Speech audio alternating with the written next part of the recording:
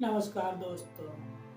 आप सोच भी नहीं सकते हैं कि कभी किसी के साथ ऐसा भी हो सकता है कि वह सब देखते ही देखते धुआं बन गए हो। जी हाँ दोस्तों, आपने सही सुना, ऐसा ही हुआ चार दोस्तों के साथ। तो चलो बताता हूँ क्या हुआ था उनके साथ और क्यों हुआ था। बने रहिए हमारे साथ वीडियो में लास्ट तक और मैं सब कुछ आपको बताऊंगा कैसे वह सब धुआं बन गए थे। एक छोटा सा गांव था जो जंगल से कुछ ही दूरी पर था। उस गांव में चार दोस्त रहते थे, राहुल, अमित, विक्रम और संदीप। वह सभी एक ही बात गांव वालों के मुंह से सुनते आ रहे थे। बात कुछ यह थी कि गांव से सटे जंगल के बीचों बीच एक पुरानी हवेली थी जिसमें कोई आता जाता नहीं था, और अगर गलती से कोई वहां पहुंच जाता तो वह कभी वापस नहीं आ पाता। अगर आ भी जाता तो वह पागल हो जाता था। बस यही बात उनको परेशान कर रही थी कि वहां पर आखिर ऐसा क्या है कि लोग वहां जाकर पागल हो जाते हैं या तो वापस नहीं आते हैं। हमें पता लगाना चाहिए इस चीज का। यही सब सोचकर वह चार दोस्त गांव में इधर उधर बात फैल गई कि चार दोस्त जो हैं, राहुल, अमित और ये सब हवेली में जा रहे हैं। गांव के बड़े बुजुर्गों को ये बात मालूम हुई। वह सब इकट्ठा हुए और उन लड़कों को समझाने लगे, पर वह लड़के नहीं माने। और अगली शाम को वह अपनी अपनी साइकिल लेकर, टॉर्च लेकर, डंडे लेकर हवेली की तरफ निकल पड़ते। जिस हवेली की तरफ ये चारों दोस्त निकले हैं उसी को लोग माया जाल की हवेली कहते थे। रात का समय था। हवेली तक पहुंचते पहुंचते उन्हें एक अजीब सा सन्नाटा महसूस हुआ। हवेली का गेट जर्जर और टूटा हुआ था। गेट के ऊपर जाले इधर उधर लटक रहे थे। ऐसा लग रहा था जैसे यहाँ सालों से कोई नहीं आया था। अंदर का आंगन पूरी तरह से वीरान और डरावना था। पेड़ों की शाखाएं अजीब अजीब आकृतियों की तरह लग रही थी, जैसे कोई अदृश्य शक्ति उनकी ओर इशारा कर रही हो। जैसे ही वह हवेली के अंदर घुसे उन्हें एक अजीब सी घुटन सी महसूस होती है, पर वहाँ कोई नजर नहीं आ रहा था।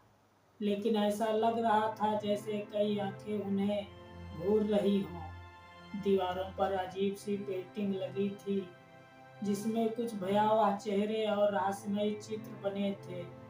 हवेली का वातावरण एकदम डरावना और रहस्यमय था।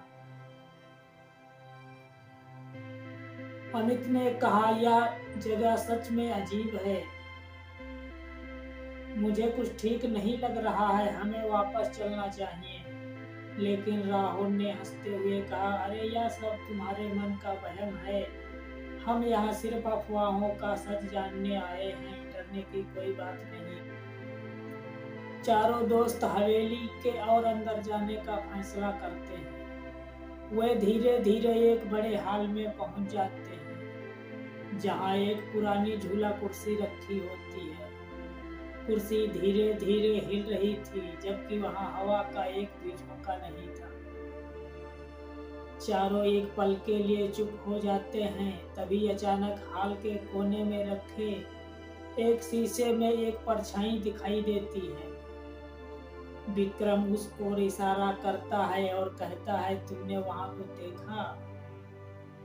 राहुल शीशे के पास जाकर देखता है, पर वहां कुछ नहीं था। तभी एक ठंडी हवा का झोंका आया और दरवाजा अपने आप बंद हो गया। अब चारों दोस्त उस हाल में फंस जाते हैं। तभी अचानक हाल के चारों कोनों में रखे हुए दिए खुद ब खुद जलने लगते हैं और उनके चारों ओर एक नीली धुंध फैल जाती है। तभी अमित ने चिल्लाते हुए कहा, हमें यहाँ से निकलना होगा। लेकिन हवेली की फर्श जैसे उनके पैरों के नीचे से गायब सी हो रही थी।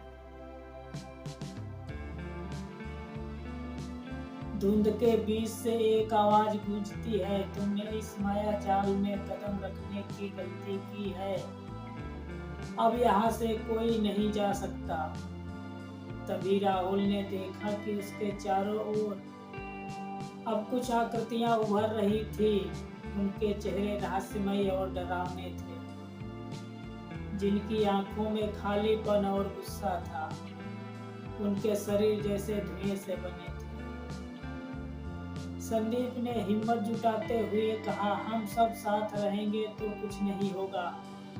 लेकिन तभी धुंध ने अचानक उन्हें एक दूसरे से अलग कर दिया। राहुल ने अपने दोस्तों को आवाज लगाई, लेकिन कोई जवाब नहीं मिला। धुंध ने उनको पूरी तरह से घेर लिया और उनका शरीर धीरे धीरे शून्य होने लगा।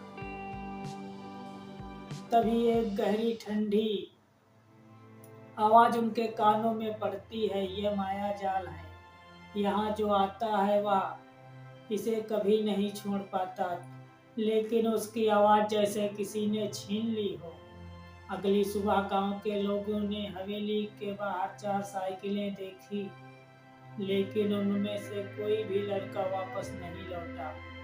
माया जाल की हवेली ने फिर से अपनी रहस्यमय ताकत से 4 और शिकार कर लिए थे। अब गांव में कोई भी उस हवेली का नाम तक नहीं लेता था। लोग कहते थे कि वहां जाने वाला कभी लौटता नहीं। मायाजाल की हवेली का रहस्य अभी भी अनसुना था और गांव के लोग अब उसकी हकीकत जानने से हमेशा के लिए डरते थे। तो दोस्तों, ये थी आज की कहानी। तो दोस्तों, आशा करता हूँ ये कहानी आप लोगों को पसंद आई होगी। अगर पसंद आई है तो वीडियो को लाइक और चैनल को सब्सक्राइब